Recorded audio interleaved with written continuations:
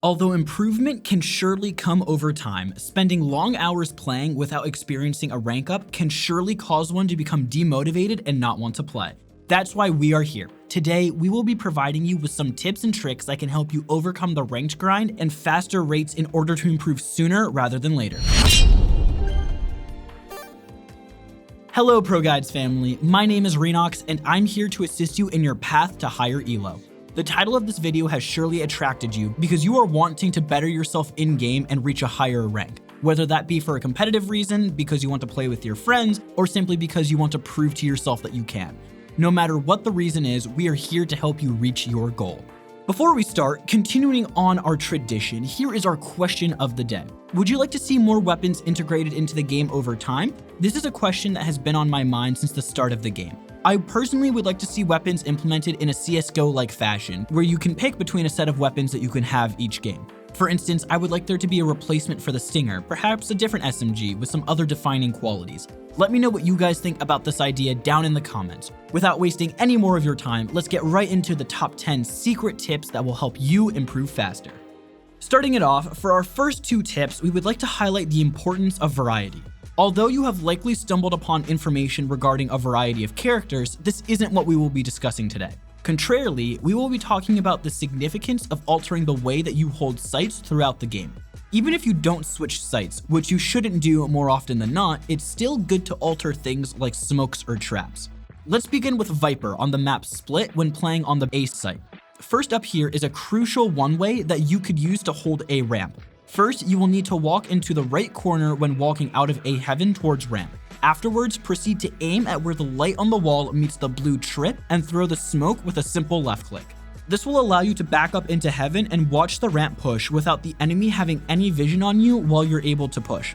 Although this smoke can single-handedly assist you in holding sight better, this isn't why I mentioned this tip specifically. Alternatively, also serving the same purpose, there is also a smoke that you can throw on top of the doorway entering heaven that also lets you watch the same area. In order to throw this, walk up to the wall on the left of ropes and face the poster with the dinosaur. Place your crosshair on the right side of the gun clip and then turn around. Afterwards, proceed to look at the top corner of the wall where the gray lines connect and left click. This smoke, as previously stated, allows you to see ramp without threat from the enemy. Ultimately, although both smokes serve the same purpose, there is a great strength in knowing both. Although the enemy might have prepared for one, using the other will surely catch them off guard the first time you use it, perhaps winning you a round that you might have otherwise have lost. In addition, even after you have revealed both smokes, you will still force the enemy to be cautious while they are pushing, giving you a small advantage that you could use to your benefit. Secondly, let's move on to Cypher so the idea of variety can really set in. Although smokes are a good example of this, tripwires are perhaps the best example simply because the element of surprise is the most crucial component required for them to be activated. Let's move on from Split to A site on Ascent. First up, here are two trapwires that you can use together in order to cut off the enemy before they reach site. In order to place the first one down, you will need to walk to the right side of the A main doorway and place the tripwire on the box to the left. Continue moving the wire to the left until you notice the side closet to you connects with the outside of the door frame. Ultimately, the reason for placing this trapwire down rather than the one simply putting one in the doorway is because the enemy will be forced to walk out slowly in order to shoot the tripwire, giving you enough time to react to them. More often than not, the enemy will choose to hit this tripwire and shoot it afterwards, putting you in a good position to kill them while they are trapped. The second trapwire required in order to set up this hold is the garage door doorway. And when I say in, I mean in. By walking to the left or right side of the garage door and getting really close to the wall, you will notice that you can place a tripwire inside of the doorway.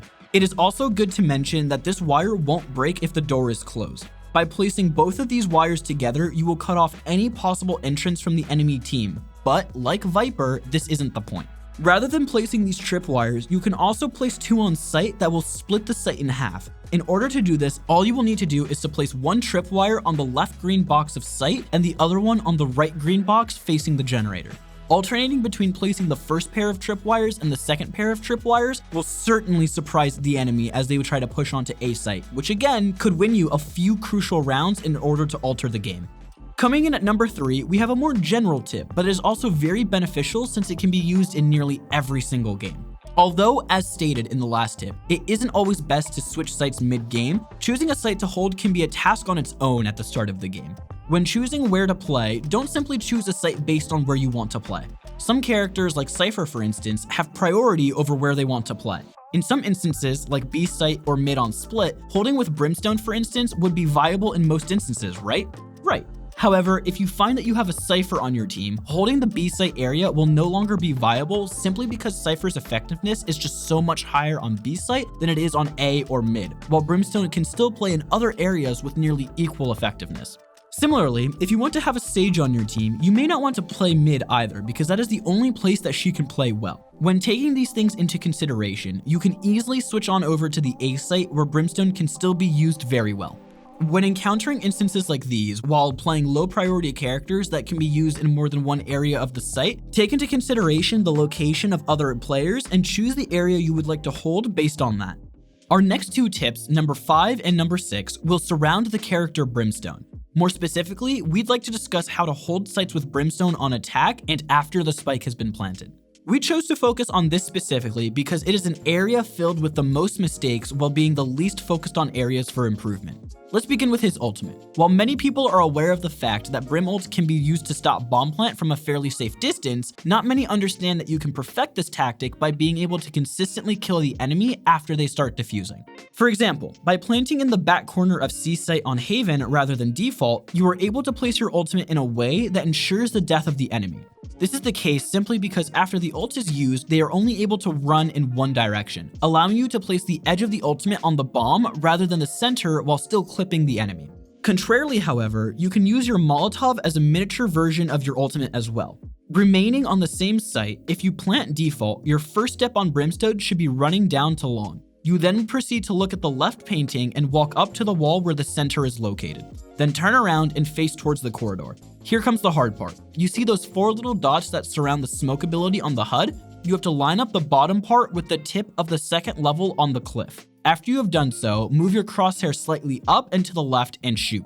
Once you have mastered this spot, you will be able to do it perfectly almost every time. This Molotov will ultimately land right on default, and although it likely won't kill your enemy like the ultimate ability, it will force them off bomb and not allow them back on for a crucial few seconds that could cause the bomb to explode if timed correctly. Coming up, number 7 and number 8 are about JETT. Although JETT has gotten a bad rep in the competitive scene for being used by cocky players, there are some tips that can make you more effective during your matches. First up, let's talk about saving the updraft ability before the round begins. Although there are sites where this is possible, the best example of this is on A site bind. If you walk up Heaven, you can actually make your way to the box besides the truck by using your hover ability. From there, you can make your way to a number of different angles, including the boxes on top of site, the boxes on top of cubby, or even the box outside of bathroom when using your dash. Ultimately, although not as extreme as this example, this can also be used in areas like A Haven, where you can jump out of Heaven and make your way onto the middle of site. This area specifically will allow you to focus on A short or A long while one of your teammates holds the other. Ultimately, by holding an area like this, you will definitely be able to catch the enemy off guard as they push. In addition to this, another bit of knowledge that will help you become a better JETT player is understanding that one-way smokes are much more common with this agent. You can practically set up one-ways in every choke in the game if you line them up correctly. For instance, take A site Ascent. If you wish to peek very quickly through A main, all you have to do is curve a smoke around the corner and land it somewhere in the top corner of doorway that the enemies come through. This will allow you to peek the corner freely and give you vision on the enemy's legs while they are still unable to see you. Ultimately, although this is a great example and can help you directly in the game, this can be done in a number of chokes. Numerically, many more than any other character in the game, making one-ways with JETT a crucial game mechanic to learn when trying to master the agent. If you would like to learn more about the mechanic, we strongly encourage that you visit ProGuides.com, where our coaches can not only help you master this technique very quickly, but also help you with any other characters that you would like to become more experienced with. The last two things that we have to show you both accomplish the same goal. This goal is reacting to enemy pushes as you anticipate them happening. What we mean by this is being proactive once you hear callouts from your enemies or hear a sound effect coming from an enemy ability. Let's start this off on B site Ascent with Rings. If you got any inclination that the enemy may be pushing through B main, you can climb up the staircase leading into market and place yourself in a corner. Afterwards, you want to line up your crosshair with the furthest left bar on the left grate and then move it down to where the wall starts to be spotted.